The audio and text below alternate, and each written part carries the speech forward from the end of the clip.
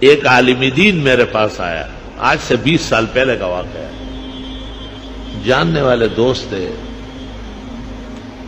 اس نے کہا 13 لڑکیاں ہو گئی ہے اور گھر جو ہے نا بلاؤں سے بھرا ہوا ہے. ایک اور بلا گئی انہیں ڈکس. میں نے کہا حدیث میں ہے جس کے گھر بچی پیدا ہوتی ہے پیغمبر کہتے میں ان کے ہاں مہمان ہوتا ہوں. تو آپ کے گھر 13 دفعہ پیغمبر مہمان ہوئے تو آپ خفا ہیں. بیٹے کے لیے یہ خوشخبری نہیں ہے، بیٹی کے لیے. اور پیغمبر کہتے ہیں جس نے بیٹیوں کو گزارا اس کو قیامت کے دن غمگین نہیں ہونے دوں گا.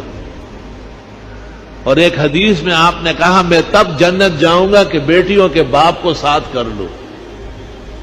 میں نے 10-12 حدیثیں سنائی، خود بھی محدث تھا، استاد العلماء تھا، ہم سے بہت پہلے اور بہترین پڑھا ہوا تھا، لیکن غمگین تھا، پریشان تھا، بیٹھا ہوا ہزار و قطار رو رہا تھا. میں نے خاطر تواضع کی اور تب کی دی. میں نے کہا تکڑا ہو جاؤ، ہمت نہ ہارو، بیٹوں کا نمبر ہے. اس نے کہا نہیں بابا بس. میں نے کہا مان لو، منہ سے جو بھی بول نکلا، جس نے تولا پورا تول نکلا. ہمت نہیں آ، ڈٹ کے اپنی ڈیوٹی بجاؤ. وہ ایک پیر نے کسی مرید کو تعویذ دی نا، مرید بڑا خوش اس نے کہا بات سنو، صرف تعویذ سے کام نہیں ہوا، تسی بھی ہلا جلا کر.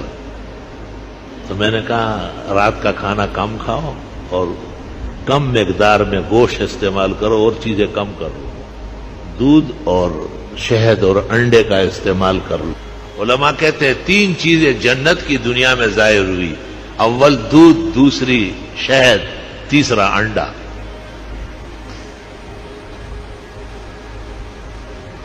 اللہ رب العالمین نے 13 بیٹیوں کے بعد مولانا کو اس عاجز اور فقیر کے دعا سے اور تدبیر سے 5 بیٹے عطا فرمائے لگاتار. مائزانٹنگ کا ہر بیٹے پر یہاں آتا تھا غریب اپنے حساب سے، کجورے، کجیاں، وہاں کا اچار، یہ وہ، اور سندھی اجرک، سب چیزیں لاتا تھا. اللہ اکبر و کبیرہ. اللہ تعالیٰ کی رحمتوں سے ہمیشہ پر امید رہنا چاہیے. اور حدیث شریف میں ہے خدا تعالیٰ سے سب باتیں کیا کرو، ان سے کیوں شرماتے ہو؟ بندوں سے تو آدمی شرماتا ہے، حق تعالیٰ کو تو کہہ سکتا ہے کہ یہ کمی ہے، یہ کمزوری ہے، یہاں میں پٹ رہا ہوں، یہاں مجھے نقصان پہنچ رہا ہے، مجھے بچاؤ.